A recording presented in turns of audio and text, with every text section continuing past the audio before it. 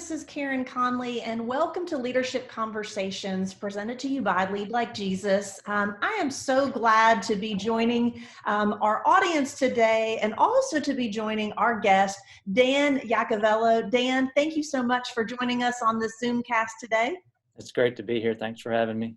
Well, I want our audience to know, if they're not familiar with you, you bring, as I was just looking over your bio and preparing for this conversation, I thought, I love talking to people who understand the cross sections of our culture. And really, that I think is a gift that you bring to our audience today. Dan is currently serving as the executive pastor at Hope Point Church in Spartanburg, South Carolina. But according to your bio, Dan, and I'm going to let you give us some more details, Okay. but you have a finance degree from Bob Jones, an MBA from Clemson, and who doesn't like Clemson, right? That's right. And then, Tigers. that's right. And then as well, you served 6 years in the Marine Corps Reserve, 15 years in corporate America, and now you're in a position where you're taking those gifts within the church setting. And so as we start this conversation, I just want our audience to know that you have a unique perspective on different sectors of our culture. And so thank you again. I know life is busy. We're all, trying to figure out the coronavirus, and here we are, we're making this thing happen. That's right. Yeah. By God's grace, he has me where I am today. I never thought in a million years I'd be on a church staff when I started out my career, both in the military and in finance. But God has a unique way of leading you to where he wants you to be. So just grateful for where I'm at today, and grateful I can use my background and my gifts to benefit the church. So yeah. Absolutely. Yeah. Well, I have several questions that I want to get to, Okay. but as I kind of listed those things out, could you maybe just kind of, in a nutshell, share a little bit of your story, set the stage of how those transitions occurred and how God connected those different events? Yeah, sure. I always wanted to be in the military. I think growing up, just sort of a passion of me as a kid. But my dad was instrumental in sort of directing me to say, just make sure you get your degree first, and then you can be an officer. Or so many more doors can open up if you pursue a degree. So I listened to my father, but also at the same time, I entered the Marine Corps Reserves. So I did my basic training at Parris Island here in South Carolina, and then 1 weekend a month, 2 weeks during the year for my reserve training. So I did that through college. And then a couple of years after college, as I started my career, I was still in the military reserves, the Marine Corps Reserves. Got a job right out of college after getting my finance degree in corporate America. And so I spent 15 years in corporate America, but during that time, I also got my MBA from Clemson, as you mentioned. So during that whole process, God has been growing me and working on me. I grew up in a Christian home, was around church my whole life, but never really took it seriously until I got married, started being more serious about my spiritual walk with God, and just started getting more involved in my church. And the more I got involved in my church, the more God started to sort of well up inside of me this desire to go into full-time vocational ministry. And so I was doing the 9-to-5 thing, the corporate thing, and again, it's something I would not change. Like, I really believe in the sovereignty of God, and I think he took me down that path so that I could benefit the church in the way I'm able to do it now by his grace, right? And so probably the last 5 or 6 years of working in corporate America, God was just working on me, and I was pursuing different paths. God, is this the way you want me to go? My wife and I pursued mission work. Is that where you want us to go? And God shut that door. Do you want me to go back to seminary and get like a Bible degree? God closed that door. And so maybe the last 2 or 3 years of that journey, I sort of said, okay, God, I'm not pushing anymore. I'm just going to focus on my career, do well, teach Sunday school and help fund the kingdom, I guess, is what you're calling me to do. And so I didn't so much focus on pushing into full-time vocational ministry, but I was still on my mind. And then all of a sudden, God opens this door with Hope Point lines up what they need with my background. They need someone with a business background, leadership background, but also someone that's passionate about church and discipleship. And so it was just a beautiful combination. And I was just saw like, okay, this is the time, this is the thing, this is how God is going to get you into full-time vocational ministry. And so that's sort of the path. Short story, but that's how God did it. It was not a lot of, at first there's a lot of me pushing, like, I got to do this, got to do this, got to do this. But then when I finally just said, okay, God, it's yours, I'll wait for you. That's when he seemed to sort of connect the dots and open the right doors for me and my family. So. Well, I'm glad I asked that question, because I think that really, a lot of people that we try to push the doors, whether that's into ministry or out of ministry, Right. or into the corporate world or out of the corporate world. So Yep. that is a great example of just trusting the Lord in, Right. he will put you where he wants you, when he wants you. Mm-hmm. So His timing. absolutely. Well, so Dan, tell me a little bit, as you have been able to be in all of these different environments, what are the common leadership challenges that you have seen, that whether it be within a church staff or the marketplace or the military? What are some of those common leadership challenges? Yeah, I think, well, leadership is about influence. Lead like Jesus teaches us that happens anytime you influence the thinking, behavior, or development of another person. And so as I think about the challenges as we try to influence, whether it's an individual or an organization, for me, what I've seen as the biggest challenge across sectors, military, business, nonprofit, is this challenge of change. Like, Mm-hmm. leading a organization through major change, for me, it has been one of the biggest challenges, both what I've experienced on this side of leadership and as watching leaders in an organization try to lead a company through change. It's difficult. It's a tough process, and it's common, I see, across all organizations, because you're trying to move people from the status quo to a brighter future, what you see as a leader, but they don't always see whether you're a platoon commander trying to change orders for your platoon, or you're a company trying to implement maybe a new reporting structure, or you're going into a new market. Like, people just don't want to move out of their comfort zone, right? And so for me, it's like this vision casting is a major thing that gets you over that hump, right? And so I think as leaders, we need to be just experts in sharing vision and casting vision. Whenever I sort of talk about vision with the church, I always reference John Cotter's book, Leading Change.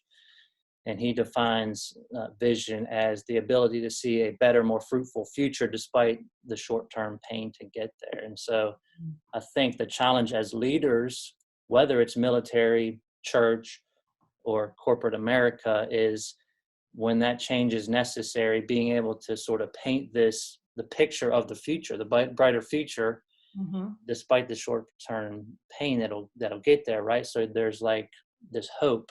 You got to be good at showing people the hope, right? But along with that, you got to be good at sort of recognizing the pain. Like, it's going to be painful for people. For us, like, when we moved from our gymnasium that we worshiped in for 15 years to a permanent location in Spartanburg, like, there was pain for people. We're not going to worship the same way. You guys got to dig sort of deeper everybody's got to dig deeper in their pockets to give a little bit more in order to purchase this new building. And so there was this short-term pain. So you got to sort of recognize that, as well as paint the picture of what it could be. And so I think that challenge is very common across sectors. And I think it really separates leaders from managers in any organization, being able to cast vision. And that's common, whether it's military, private sector, public sector. So for me, that's I think the biggest one, maybe. Well, Dan, I could not agree with you more. As you said that, I thought, oh yeah, that's every organization, and even and maybe you can address this. Even as your example within changing a physical location, it was an improvement, it was an upgrade. Right. Yet there still are going to be things that people, grieve. And how would you recommend across all sectors? Um, Again, you mentioned that vision casting as one of the answers. Okay, if the biggest problem is change, Mhm. then one of the solutions as a leader is to cast that vision. That's Are right. there any other things that you would say have been timeless truths that have helped you in either the vision casting or in acknowledging the pain section of that equation? Yeah, I think, and Cotter, I think, talks about this in his book. It's he calls it gathering a guiding coalition of people, and so Mm, it- you can't just sort of as a leader, or if you have a small group of leaders, just one day get in front of your organization and say, "This is the change. We made the decision in a meeting last week, and this is what we're doing." You really have to get your core leadership on board first, mhm, and that's sort of what we did. We held 2 meetings, and we had like our small group leaders, the leaders in our serving areas. It must have been about 100 people that we first cast the vision to get them on board, get mhm, them to see the vision, and then once you get that smaller group of leaders on board, they can then spread it to the rest of the organization because they're sort of your cheerleaders at that point. Like, oh, I get this, I see this. And so I think you have to do sort of small steps mhm, and getting this vision out there at first. It's with a smaller group of leaders, probably the core of your organization, the people that are the maybe intermediaries mhm, between you and the frontline folks there. And so those are the folks that you really need to get on board and get excited, have them be able to see what you see in terms of what this change will do. mhm. And so I think that's a big thing that organizations need to do in order to cast a vision, especially major culture change type changes like we had in our church, because it really was a culture change for us. We were setting up and tearing down every Sunday, and now we're going to have our own place, and we don't need to do that. And we don't. So it was a culture change. We were a mobile church, and we were proud to be a mobile church, but now we were something different. And Mm. how's that going to affect us? And so you really have to get those next level key leaders on board to help cast that vision. Maybe a second thing is really um, like owning up to the pain. Like, Mm, don't avoid the pain, just address it up front. right. You can, if you avoid the pain and avoid the hard questions. So that's what we try to do. Just think of the questions people are going to ask. Think of how it's going to affect them. Like, don't gloss over that, Right. because people are legitimately going to be sad that this Mhm, is not going to be the way it used to be, right? mhm, mhm. So just be a good leader and care about that, right? Absolutely. And address it. Dan, someone at one point told us that, every time you grow, you gain things and you lose things. And the leader is generally focused on what they're gaining, and the followers are usually Yep. focused on what they're losing. And so, to affirm what you said, to give people an opportunity to grieve what they're losing, and as that leader to acknowledge it is so key. Talk to us, because you have walked down the secular road and also the faith road. Is there a difference in the way that you've seen leadership handled and addressing change handled between those two environments, and anything we can learn from one another? Yes, for sure. I think there is a difference, Mhm, like especially in the secular area in corporations. I think when you are casting vision, I think this is the major difference. When you're casting vision as a leader in a secular organization, the the painting of the more fruitful future is going to include, I think, always, how does this change affect me as mhm, an employee? Like, mhm, why, if we're a company and we're moving our corporate headquarters to a new city, like, how I get it that it's good for the company, but mhm, how is it good for me? And so in the secular side, there always has to be this element of how's this going to affect your employees? Okay, we're going into this new market. You're going to get more commissions, or, we're increasing our region size. And so there's more potential for bonus, right? So you're thinking about the positive benefits for the employee. On the faith-based side, you may be casting a vision that has nothing to do with a benefit for the individual in your church. And in fact, it might be to the detriment of the individual in your church. So for example, we just recently went to 2 services, which we had, and the first time in our history, right? And so the vision was, look, you're going to have, a lot of you are going to have to get up earlier, go to an 8:45 service. You're going to have to serve more because we need volunteers, and you might not be worshiping with the same people because they'll be in a different service than you. And, so it's all negative to our people. But on the faith-based side, we sort of get the bigger picture.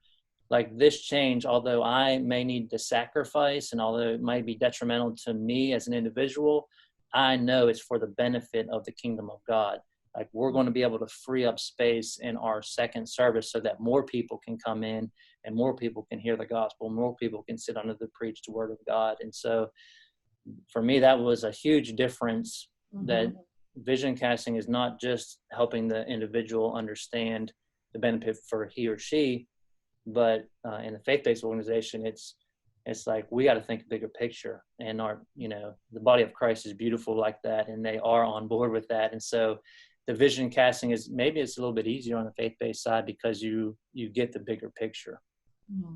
Now, still hard to get people up early on a Sunday morning. Yeah, that's right. We actually had to change our service times after 2 months and go to 9:15. We started 8:45, and now it's 9:15. I've been there and done that. I totally relate to that. So, Dan, you are a Lead Like Jesus facilitator, and so you're very familiar with how important we view the heart of a leader, and that we know that leadership starts on the inside. When you think about that inside transformation, how do you see that handled in both a marketplace or in a faith-based? And what are the things that you're seeing that are like, okay, this is good, and what are the ways that you're going, okay, wait, we really need to, as leaders in this country, pay attention to that in whatever sphere we're walking? Yeah, it's something I've actually been thinking about for a while now. Heart change is slow, and I agree. The sort of the inside transformation is the thing that we're after, especially in a faith-based organization. But just reading books recently, like, I think we understand, sort of the leadership community understands that internal transformation is necessary for the leader. Like, if you look even back at 7 Habits of Highly Effective People, the book starts out with inside out. Like, Covey was concerned about character, right? Jim Collins' Good to Great, in there he talks about level 5 leaders, and what separated level 5 leaders from level 4 leaders was this sense of humility. Like, they always said, well, I was just in the right place at the right time, or my team got me here, or, it's just luck, right? And so Collins observed that companies that lasted for a long time were led by people that had this element of humility, sort of this internal characteristic, right? And then he wrote a book, I think maybe 10 years ago, How the Mighty Fall, telling us how, like, empirical evidence of how these big companies failed. And one of those chapters in there is on hubris, right? Pride and previous accomplishments. And then even more recently, reading Jocko Willink and Leif Babin's book called Extreme Ownership, How Navy SEALs Lead and Win. He has a whole chapter in there on pride. He said the chapter is called Check Your Ego, right? So I found it fascinating that this Navy SEAL leader for 20 years is talking about pride and how that can be detrimental to leadership. And so I think it's recognized out there that sort of the internal transformation is part of being a good leader. I just think, just as a pastor and as a believer, our sinful natures take over, right? Like we're sort of prone to pride. We want the fame, we want the acknowledgement, we want people to recognize us, and so we sort of overlook that. But I think the marketplace knows that it is beneficial for leadership. Mm-hmm. It's just actually seeing it work out is difficult and rare. But like Colin says, when you find those type of leaders that have that and the drive that comes along with it, you're really going to have success in a company or organization. So. Well, I think what you just did, and you're probably, I don't know if you're aware, just as you were talking, I just thought, what you just did is you just gave some great anchors to every single believer that is in the secular place, to be able to go, okay, wait a minute. 7 Habits of Highly Effective People, Jim Collier, Good to Great, Yep. Extreme Ownership. These are all very well accepted Mm-hmm. secular leadership books. Yep. And so it translates. Mm-hmm. It is, you are able to take that faith and, yes, there has to be a sensitivity to your marketplace and those kinds of things, but Yep. that humility, pride, is a way that we can walk in what we believe, even though they may not understand the sinful nature or the cause Right. behind it. It does give an open door as Yep. a leader to really be able to bring truth in a way that is acceptable within a workplace environment.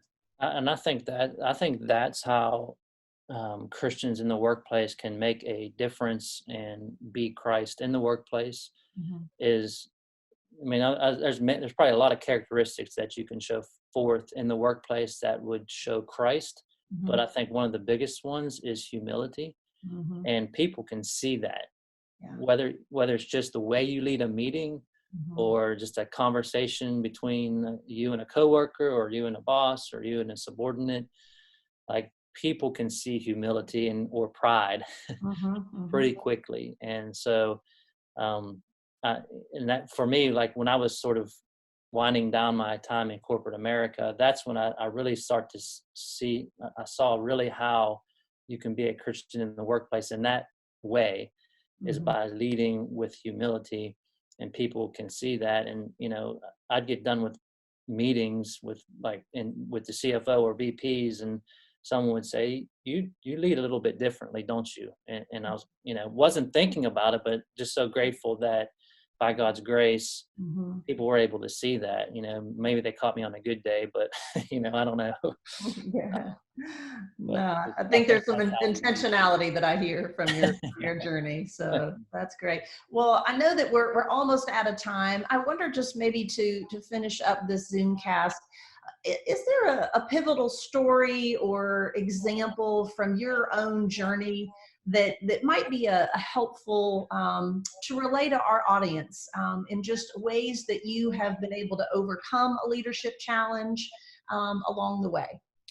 Yeah, I think it's really, maybe, I could probably answer in a couple ways, but I think being sort of in a holding period when you don't think you should be in a holding period, not getting a promotion when I thought should have gotten a promotion. Mm-hmm. So in my last company, before I was in a management position, I was just a senior financial analyst. Our director went on to another company, and that position was open, and I stepped up and led we had a $1.2 billion budget that I was able to take our region through the budgeting process, Mm-hmm. led through a couple of different mergers and acquisitions. And I thought, okay, now I'm going to get this director level role. And lo and behold, I didn't. And they brought in a person from Europe, and he was my new boss. And, I was really hurt by that, taken back by that. Like, man, I was ready for this. I proved that I could lead. Why did I not get this spot? But then it turned out that this guy was probably one of my best bosses ever. And he taught me so much about leading people and leading teams. And so I look back on that experience now and just thank God that I did not get that promotion at that time, because that person gave me so much valuable leadership experience and leadership coaching where I wasn't ready for. So I would just say, don't view sort of your waiting periods as a bad thing. Like, you look at all these situations that you're put in and say, how can I learn? How can I develop? I might not have gotten the spot or the position, the thing that I wanted. But how can I use this time, this waiting period, as a development time for me? And I'm so grateful to God that He did that for me, sort of forced me into that position of like, okay, like this person is going to do something for you that you didn't think you needed. And so that's what I would say. Just these waiting periods that you get put in, these holding periods, not getting the promotion, not getting the thing that you think you want or need. It might be the exact thing you need. You're just not going to see it maybe into a couple years down the road, maybe. That's great. That is great. Well, Dan, we are obviously in a season right now with a lot of change in our culture. As we are recording this, the coronavirus is making its way on the scene, and travel's being affected, and colleges and schools and all those kinds of things. As a man who is a leader and a follower of Christ, what would you say to our listeners just to bring a remembrance of what's important as we are walking in our different roles throughout culture? Yeah. Well, what we sort of told our church is 4 things. One, we need to pray about this, pray for the mercy of God here, pray for our medical workers and our government to make the right decisions. Number 2, trust in God, trust in God's sovereignty. He's a sovereign God. He's in control. He's a good God, and He is a wise God, right? Number 3, we told our folks, keep loving people, love your neighbor. This is not a time to be scared and sort of hunker down. Yes, take the right precautions, but also love your neighbor. And then the 4th thing is just act wisely. It's not fearful for you to put precautions into place, right? We are believers and we trust in the sovereignty of God, but He doesn't ask us to be stupid. So, if the government is saying don't gather, groups over 100 people, then don't gather your church. Like, let's be wise here. God called us to wisdom. Jesus cared about the sick and the lame, and He healed diseases. So if Jesus cared about healing, we should also care about doing the things that we can do to prevent the spread of disease, right? So I think a lot of people are saying, just, be brave and get out there and have your church services. And I don't think so. Let's be cautious, let's be wise, and and so it's a hard thing for a leader right now. I'm grateful for people that recognize that, like, these are not easy decisions. We hate to have to cancel church and do online church only. So pray for your leaders, give them a lot of grace, I would say, because these are not easy decisions, but and they're not taken lightly. We're praying, we're consulting, we're talking to the experts. And so these are not easy decisions, weird times for sure. And we're just trying as leaders to make the best, wisest decisions at the appropriate times. Well, Dan, thank you so much in the middle of your busyness for taking the time to share just your wisdom. It was a fantastic opportunity. Enjoyed talking with you. If anyone has any questions and wanted to get a hold of you, is there a way that you would want them to communicate with you? I think maybe instead of trying to spell my last name for everybody, I would say maybe just email me at info@hopepoint.org. It's probably the easiest way. All right, perfect. I get all those emails as well, info@hopepoint.org. Great. Thank you so much. And if you want more information, content, and tools to help teach your leaders, your managers, your people, please go to leadlikejesus.com. You'll find some great material there that will help really build into all of the different things that Dan has mentioned today. So until next time, I hope you have a great day. Thank you.